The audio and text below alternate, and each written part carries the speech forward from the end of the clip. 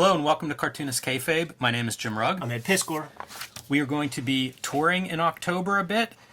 This video, not sure when this is airing, so CXC may already be over in Columbus, but we will be in Baltimore Comic Con the end of October, the 28th through the 30th. Stop by there, the birthplace of Cartoonist Kayfabe, if you will. If you're in the Jacksonville area, you can catch me October 22nd at the Public Library for their comic and zine festival. It is Cartoonist Kayfabe-tober, and here are our drawing prompts. We have these pinned to the top of our social media. The month is already underway, and you guys have already been blowing me away with your drawings. So share those on social media, tag us when you do, and we will be spreading them around as much as we possibly can. But a pretty fun collection of prompts. I look forward to seeing how everybody tackles those. And we are working Cartoonist. Best way to support Cartoonist Kayfabe is to buy the books that we make. Hulk, Grand Design, Monster Madness comics are in stores now. The Oversized Treasury Collection will be in stores at the beginning of 2023. You can pre-order that now wherever you buy books or comics. Street Angel, Deadliest Girl Alive, the collection of my Image comic series about the homeless ninja on a skateboard. Back in print after almost a year. 8 complete stories in Deadliest Girl Alive. Pick that one up wherever you buy comics. And Ed Piscor's Red Room, Trigger Warnings and the Antisocial Network. 2 volumes now available wherever you buy books. And these are completely self-contained. 4 complete stories plus a lot of great back matter in these. So buy them in whatever order you find them. Read them in whatever order they come to you. A great new horror comic for the enthusiasts out there. But we are here today to look at Keith Giffen's ongoing early 90s visual experimentation. Probably most popular in the series Trencher. I don't know if he's drawing straight to ink, but that's kind of what it looks like to me. But it is a very unique style and very, even in his history, it's very short-lived. About a year or so that he draws a series of these books. We've looked at Trencher already, pretty amazing. The other Image comic that he did in that style, Images of Shadowhawk. And for my money, this is my favorite Shadowhawk version. I think he looks super cool. You can see some of the details from mask and gloves to even just coming out of the shadows covered in blood. So without further ado, let's dive into these things. Some super cool approaches to the character for sure. And looking through this Keith Giffen work from Image, the word that comes to mind in terms of monetary success is genius. Because he's participating in Image comics at the height of the speculator bubble, and he's getting the work in. You know, yes. So his other styles that he used previously are pretty labor intensive. What you say about like potentially like going in full inks, I absolutely think that is what he's doing. It's actually very inspirational to see this because the germ of what he's doing, there's really something there that inspires me to like play around with. I don't think it hits all the compositional marks that I would need to feel comfortable with my own pages and stuff, but I can see how like I feel like I could take this, add some blacks and spots, and like to really pull forms out and push things in the background and shit. This feels futuristic to me, and at a time when every month you're selling less comics at the comic shops. What did this guy put out for Image? At least six issues of stuff. This is dated 93, which Image starts in 92. Right. And, you know, this is that second year of Image, so he's still getting money out of this. Yeah. I think Trencher, I believe all 4 issues are done by the time the series wraps, so that's like 7 Keith Giffen writing, drawing gigs within the first 2 years of Image Comics. That's getting paid. Yeah, everybody that we talk to who's tangentially, peripherally related to Image Comics from this time, just we'll talk about like the biggest pay, like Walt Simonson. My biggest payday in a 50-year career was Cyberforce Zero. There's stuff like you know, like when Klaus Jansson's talking about like out of all of his stuff, you know, the guy worked on Dark Knight, but his Nightfall work from 1992 still yields big money for him. And whenever this stuff got delayed a little bit, if you were late on an issue or for whatever reason, because Don Simpson has posted publicly about Splitting Image being delayed, he was done with his part, but the book didn't come out right away, and estimates it cost him $50,000 to $100,000 from the delay of the publication. And that's probably conservative because like Rick Veitch was talking about how paramount it was to get the issues of 1963 out on a regular basis when they were originally solicited, because the market was just bleeding, 100, Right. 200,000 books a month. And you would have to resolicit. You would have to go back to the shops and say, reassess your orders, man. And you want those people like the buying temperature's high and guys don't want to miss out. So they're buying heavy. And you want to keep that energy. You want to lock them in at that price. So you had to get those books out. And Keith Giffen did the 7 on his own. Yeah, really smart. And you know what you do if you're going to do Shadowhawk book? You put your character in No it. business for yourself. That's exactly right. So here we see Trencher showing up. And one credit I want to note here, Clydeen Nee is your color artist. I mention that because it's often Laverne Kandersky. Did Lobo, did Trencher, did a lot of stuff, Punks, did a lot of stuff with Giffen at this time. This is a different colorist, and I mention it just because this style is radical in the sense of like, these are weird looking line arts. Yeah. And so how you color it is like, figure out the color part. It's almost an experiment with digital coloring at the time. So get this other colorist in and see how they approach it. Because sometimes I think it works and sometimes it doesn't. Like, if you just gave it a different treatment on the sky, Ed, you said add blacks. If you just made the sky black, it's nighttime, we get a full moon there, full moon zine. And if it were just black, Trencher would pop. Totally. So, there are these little bits where it's like maybe this style doesn't hit 100% success or figure out all the little details and the way to make it sing its best, which is unfortunate. But I do think you get some of that experiment in here. And I like this hospital for the very rich, cutting some promos and, trying to put in bits of humor along the way, a Giffen staple of this time period. He letters some of that stuff too, man. And I think his lettering is real good when you see it. And it certainly is very clear when you see the computer shit over top of it. But Keith, I hope you paid your colorist double. Yeah, man. The coloring, I think, is a tough ask on this one. It does bum me out that we didn't get more of this style because I think there's room to experiment color-wise, and that this could have just been, this is the tip of the iceberg of what this could have been, and I wish we would have gotten a little bit more experimentation in terms of color, a chance to get comfortable and see the best approaches to it.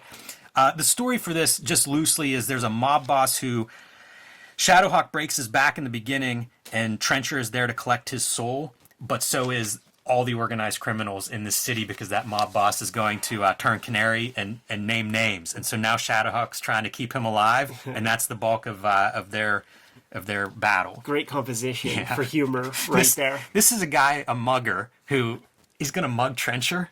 Look at this dude. That's the last guy that gets mugged walking down the street. Two of the same compositions. Like, it's a transition. It's an Alan Moore transition. Yeah, really.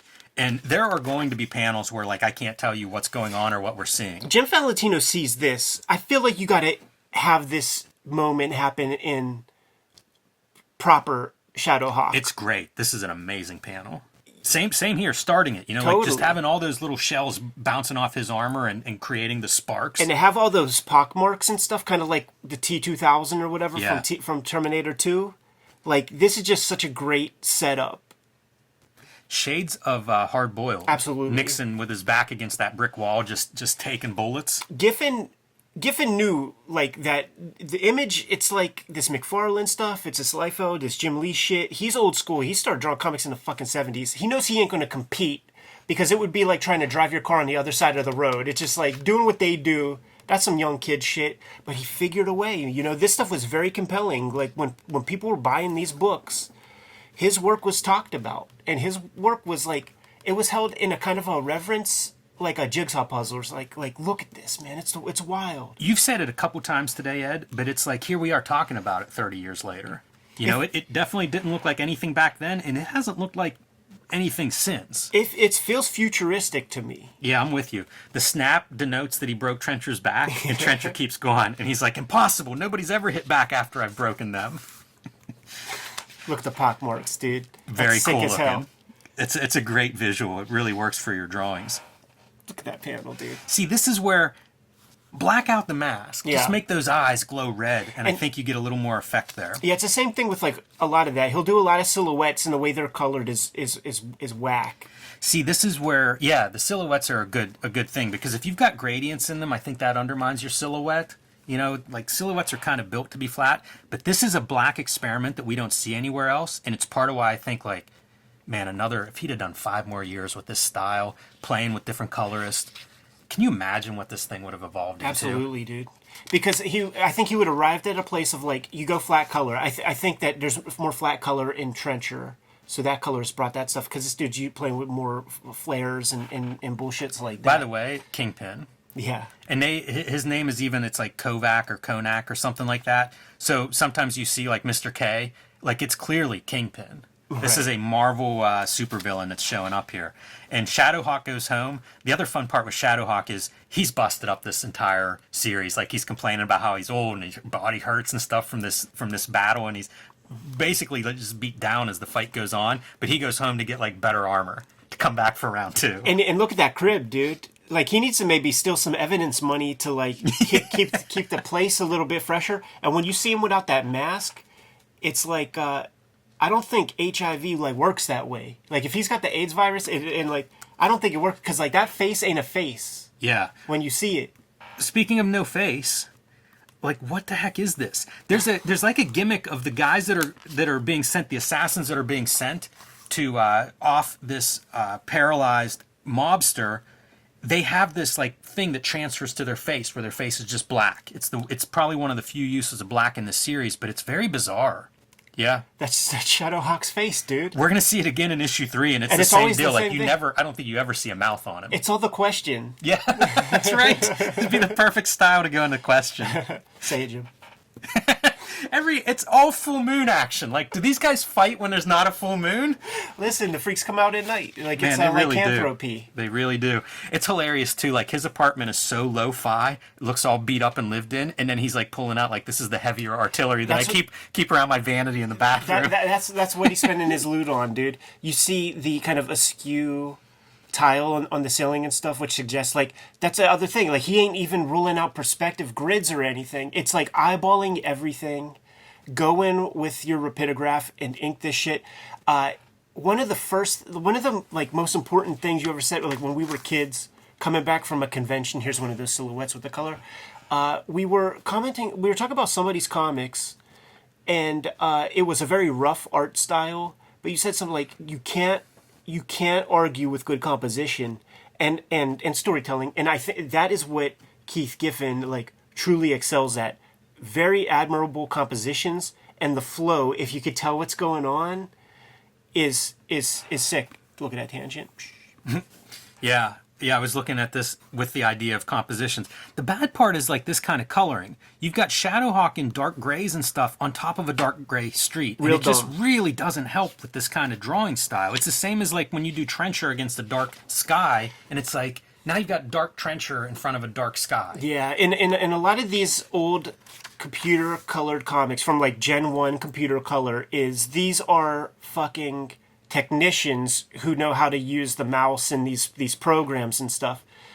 So they're more science-based than art-based people. And guess what? You look outside, the asphalt is always black or gray. So in these comics, it's always black or gray. And that's how they approach. It's not about available lighting to... Or the idea of color theory of like pulling and pushing forms. It's like blood is red, asphalt is black or gray, bricks are, crimson. Yeah, you see it so often where it's like the color of the figure is in the background behind them. That's rough. I love the way like he breaks down some of the faces in this style. Great composition like, again. Which planes are you gonna draw? There's like the chin. There's like a front plane that you're getting there. You see the shadows underneath the visors. It's really wild, but the silhouettes, there's a strange disconnect for me with the silhouettes. And it ends the way it should, dude. Like our boys are getting are revisiting one another. This is a strange misprint, and I don't think there's any way to see it on screen. But if you look at this from an angle, you can see there's a true black and there's just a black ink. Black or something. Right, and I guess it's just a misprint. They must have just used the wrong color whenever they were doing that, but it's kind of funny to see like the outlines are just the black ink, so they're a little bit lighter. It's in the Shadow of No Towers, Art Spiegelman cover. Yeah. Black on black. All right. It's funny back here, he's talking about what images of Shadowhawk's going to be, and the plan was to have like a different creative team come on for each 3 issues. They only published the first 3, unfortunately. Mark Texeira was supposed to be the second That would have been sick. I've seen some of his work. Yeah. He's done some images of Shadowhawk that look amazing. Is that a piece? No, that's Sam Keith. Shadowhawk 3 is the comic that's being promoted. Dandy Don Simpson. Yeah, who got some of that image money. Probably his biggest paychecks were from his Image books, but they're promoting Shadowhawk 3, and it's like Valentino is the guy who like innovated. Get a bunch of number ones for your thing. Like Smart. let's not go up to issue 12. You know, 1, 2, 3, 4, 1, 2, 3, 4, 1, 2, 3, 4. He also it's a model that works. Talks about never shipping a late book, and there's notes of that in some of the back matter as to like we can't solicit that yet because it's not done. This gives you an idea of where everything is to tell you how fast Trencher is out here. You know, like Max is at issue number 5, Super Patriot is coming out, so it's this is really early wave. Like this is that second wave of Image books, and man, Giffen wasted no time. And look at what we have here, man. Spawn in issue number 14. Shadowhawk, what issue is that? 2? Number what? Number 3, yeah, last issue of the Shadowhawk 2 series. So those are the only founding fathers who have a book on the stands right now. You know, Merritt Michaels, Brigade, Strike File. You could argue that's Rob, but he does what, 8 pages or something. So the other Image guys, like the founders, like they are celebrating their success. You know, they're chilling. But McFarlane on 14 issues, trying to keep as consistent as possible. And getting paid. You know, those books were the consistently highest selling Image title, and it doesn't help if you're not putting them out. You know, you only get paid. They only are the highest sellers if you're actually publishing them. So, again, Clydie Nee continuing colors this entire series. So you get to see some of these pieces. And this is a good example where, like, the shapes and the composition work because it's still the busy line work and coloring, but clear which figures. You know, like those figures are different color enough. And with the white backgrounds, you can see their shape. Their arms and legs are easy to point out. And this is, again, I think if you keep with this style, you figure out the stuff that works and how to go from clear to like, okay, if it's a schmoz, let's busy it up a little bit. But if we want some effect, this is one technique to get that effect. And some of this whole sequence, I think, reads pretty clearly. Sure. It helps that you don't have any of the gray Shadowhawk gray anywhere else, really. Yeah. You know, basic color stuff. I could do the same with, like, get rid of the maroon so that we don't have any browns competing with our Trencher character, but still works out pretty well in that spread compared to some of the stuff we saw in issue number 1. This is great. Shadowhawk, throw Shadowhawk off the building, but then his grappling hook through Trencher. Yes. It's like Trencher's your anchor that the grappling hook sticks to. Pretty fun. Trencher basically indestructible. He's just a vehicle for Trencher to inhabit, I guess, Earth. So you can beat that body to pieces, and we will get to see that too throughout this series. Makes for a good fight. And it's funny, Shadowhawk, real physics, right? Like once that rope is drawn tight, now it's like swinging back towards the building, aim for a window because it's not going to be any fun to hit the side of the building. Yes, and when you get in and that's pulled taut, now you're swinging a little fast and you're going right into the ceiling. Yeah. Yeah, is a fight between two A-list characters, or at least pseudo A-list characters. Like that is what this 3 issues is. It's just those two guys tearing each other to pieces. Yeah, and he does a magnanimous thing because it is called Images of Shadowhawk. So you have to have the heel. Like you have to have somebody lose. Yes. And he lets his own character fall on the sword. I wonder if Valentino directed Giffen at all in this, because it feels much more clear. You know, the figures, just a little bit less busy backgrounds, and how figures are overlapping backgrounds. It feels more clear this issue, and I wonder if that's something that Giffen's starting to get a hold of this, if he's getting feedback from people, trying to figure out how to make this style work to its best. Pages like this, doesn't it feel very British? Like something that you could easily see in Deadline magazine? Yeah, every now and then I'll see a little bit that reminds me of like Kevin O'Neill. Yeah. You know, some of that line. And certainly quality. Bisley. Yeah, Bisley for sure. If we continue looking at Giffen, if this video, you know, if the response is strong, I think the last piece in this style is Infanticide, Lobo. And it's fun because it starts out as like very Bisley-esque and it ends very much in this style. Oh, so you get to see that style emerge complete. And the mechs, I think, work pretty well there. Yeah, more your face stuff right here with our Kingpin. Yeah, look at that for fun. It's like the face turning. So you get a side silhouette and a front. That's a pretty wild image. Yeah, because I actually didn't read it that way. Like yeah, you are right, but I thought of it as like one face. It kind of looks like it could be. If you see his face like in that 3/4 view here, it is the same shape. You know, right. like he's exaggerating everything, including cheekbones. Like I saw it as just like a butt chin. Yeah, he definitely has that. Kicking the dude's helmet off of his head, the SWAT team member. Lobo just getting Trencher just getting unloaded on.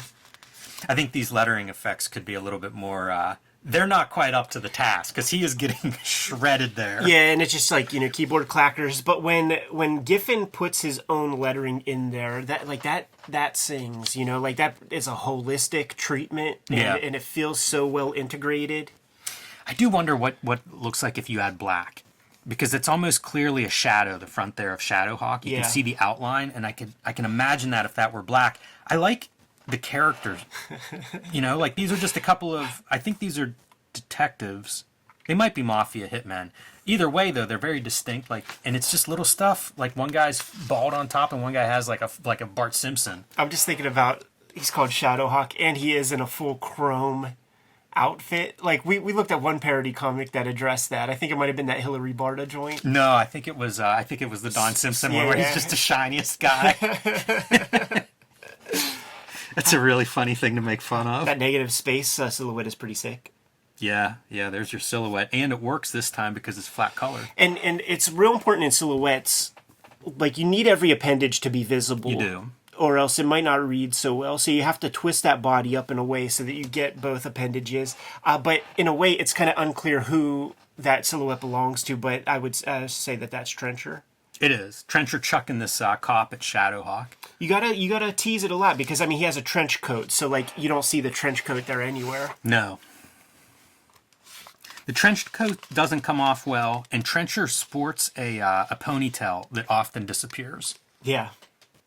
And I feel like that's one of the little funny bits of his character. Lighting these dudes up is perfect, man. That's one of those things you learn from, and it's like, oh, this style works really well for gunfire. Yeah. Or for probably any fire in general. The color probably helps make it pop. If your characters are brown and gray, get that hot oranges on there and it's going to stand out. But the aftermath on the armor of those bullet wounds, this is issue 1. Yeah, this is another one of those pages. Futuristic is the only word that comes to mind. It feels like an 80s interpretation of what futuristic artwork is. Panda Bros is like that. Bernie Merlot is like that to me. It feels like an 80s version of futuristic, like a Max Headroom idea of what futuristic artwork should look like or something. And also feels like very British. This shadow on the face gimmick is something that keeps flopping from character to character, and it's the assassins that are coming for this guy who's in bed. See, that's that silhouette. There's a couple of panels like this where I almost don't read it. It's just like a weird negative space. Right. And then you look back and go, oh, okay, those are legs. Feet, yeah. Yeah, right. I don't think I would have got that, actually. I also... Ooh, you know what? There's a good example of him starting to experiment with black. Little Sin City. Yeah, totally.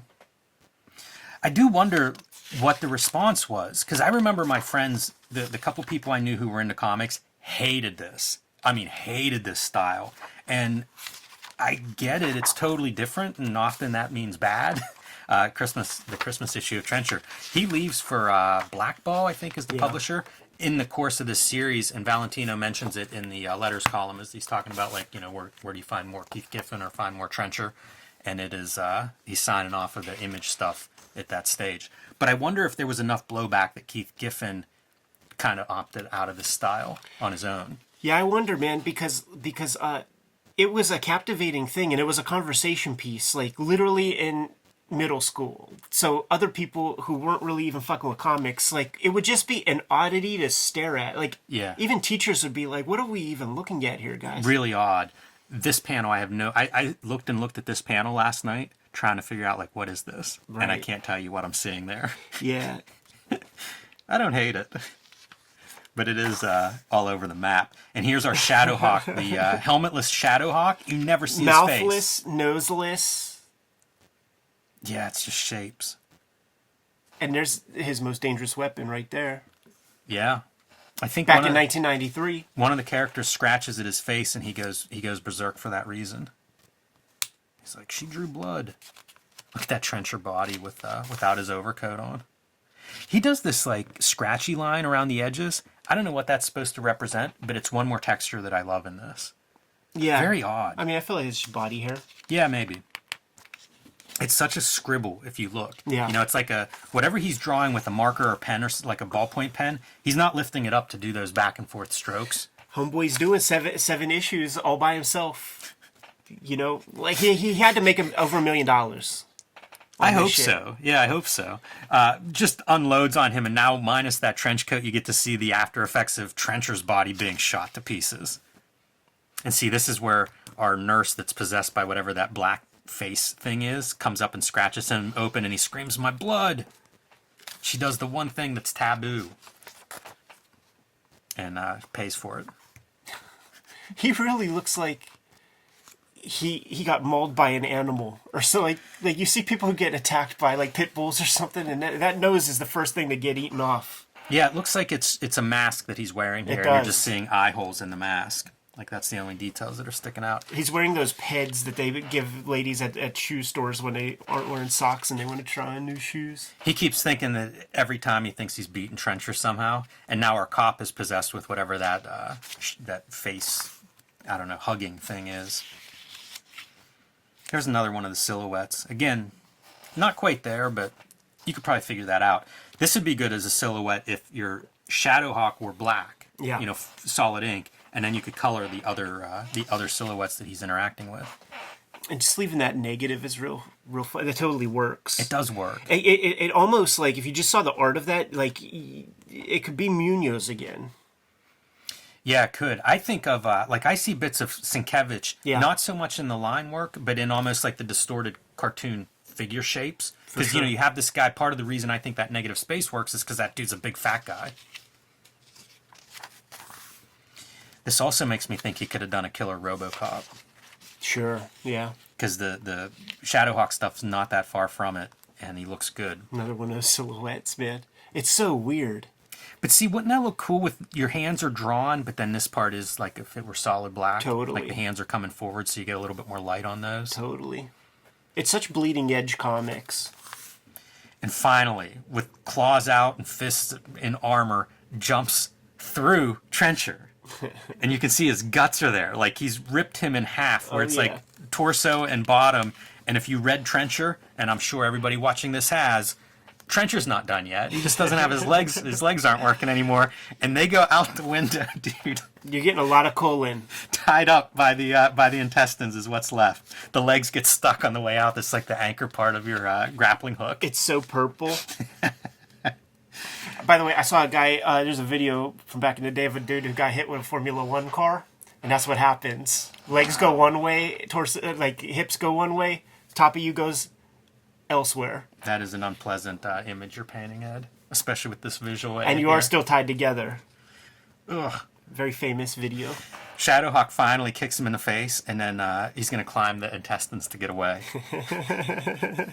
Like they're fighting as the cops watch them, and they're like, "What to do?" And he's like, "Let them beat each other to death." There was this great skit on In Living Color where Jim Carrey plays like a mama's boy. He's an adult, and a mom kept the umbilical cord connected. And whenever he's being, he's 30 years old, and she still has the umbilical. They're in this public subway. And whenever she gets mad at him, she puts a kink on it and goes, like starts choking. And then when she punishes him, she puts him back in the womb. And it's the most disturbing image because he is butt naked in the fetal position. Yeah. Like in an all red velvet kind of background. Cuts Trencher loose with the Shadowhawk claws and sends him crashing into a parked cop car at the bottom. That's a pretty good visual gimmick. Inaccurate color right there, I would say. Yeah, I think so. I wonder if that was a editorial mandate. Guys, we're going a little too far let's here. not go scatological. A little bit too much. The face is such a weird choice. Yeah, because, I mean, this is eyes. Yeah, it's clearly, it's his face without a helmet. Like, there are facial features, right? How's he breathing? At least a hole should be somewhere in that face. Maybe it's Spawn. He maybe confused it with Spawn without the mask. Yeah, I don't know.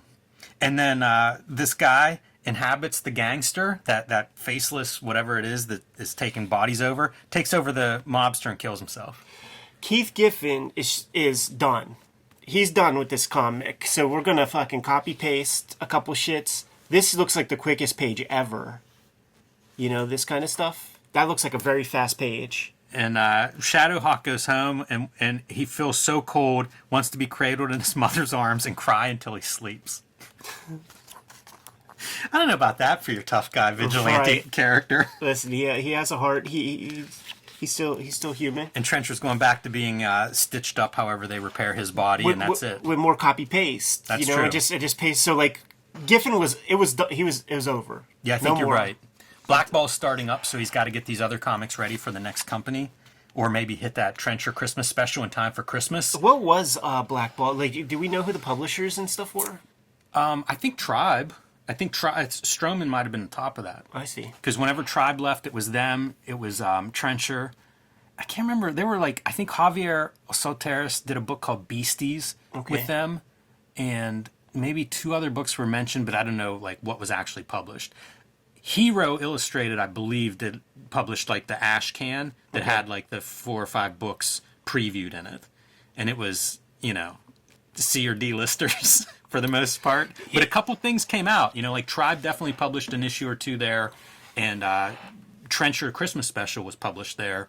And after that, I can't tell you if anything else was actually published there. But it was all that stuff. It was like when Bravura and it was like everybody was doing creator-owned stuff. It was in those early Wizard episodes where the supernova of Image Comics is happening, there's these new guys who jump on board.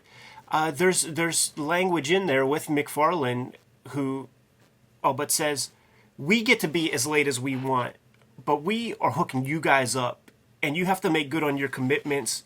And it all went away. Like he got rid of all of that stuff. Kept Pitt, kept the Max. And Pitt's a good example of like why that is hypocritical, because Max and Shaman's Tears and Trencher, those books are all coming out. Yeah.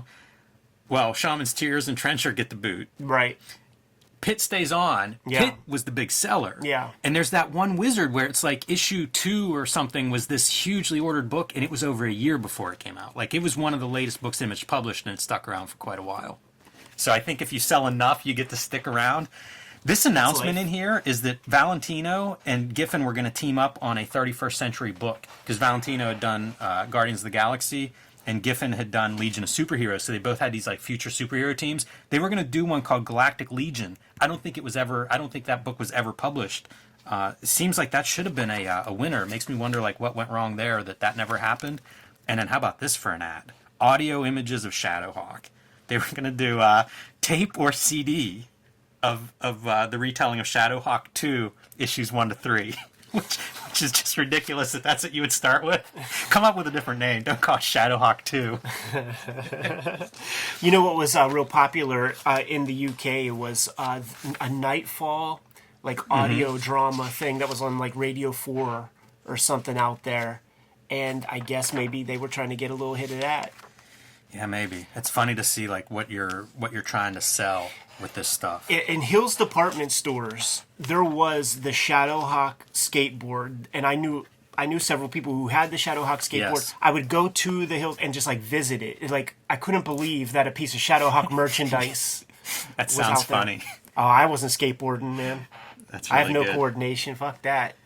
But filling in the interesting this time period in Keith Giffen's art here, it's almost all of it. So it's kind of cool to take a look, man. I like this stuff. Like I said, I wish it lasted a little bit longer. I would love to see it pushed and developed a little bit further, because nothing looked like it. And like you say, Ed, you call it futuristic. Sure, it's bizarre. It's out there. It inspires me to draw, because I love the freedom of it. Like I've come from such a kind of constipated craft space of like tape down your artboard, grid out your perspective grid, use straight edges on straight edges and all that stuff, and just the freedom of this, and seeing that he's just kind of, there's no right angles in this comic. Like I really love that. I adore that strategy, and this is a great starting place to just push things further, and you can harness this energy and really turn it into something.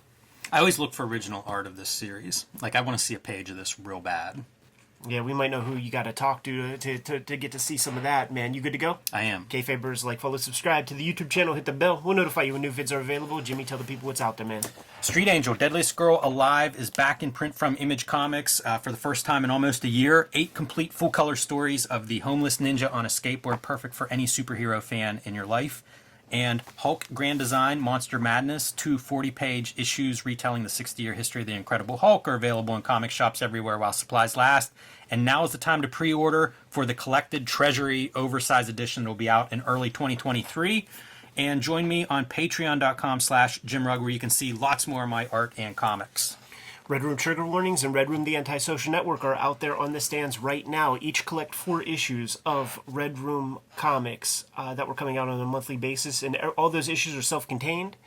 So just, if you see any of these books, give it a chance. If you dig it, grab the other one. I am serializing new Red Room comics on my Patreon. So for the price of $3 per month, you get all the material from both of these books, plus the stuff that will not see the light of day until 2023. Cost you $3. Hit up my link tree in the description below this video, and you'll get access to order, pre-order, and hit up the Patreon there. Jimmy, tell the people what else we have. Subscribe to the Cartoonist Kayfabe e-newsletter at the links below this video. You can also find Cartoonist Kayfabe t-shirts, merchandise, fanny packs, and more at our spread shop in the links below this video. Another great way to support the Cartoonist Kayfabe channel. And Jimmy and I got some conventions to go to. Want to see those Cartoonist Kayfabe shirts a-flying, man. Given those last marching orders, Jimmy, we're going to be on our way. Read more comics.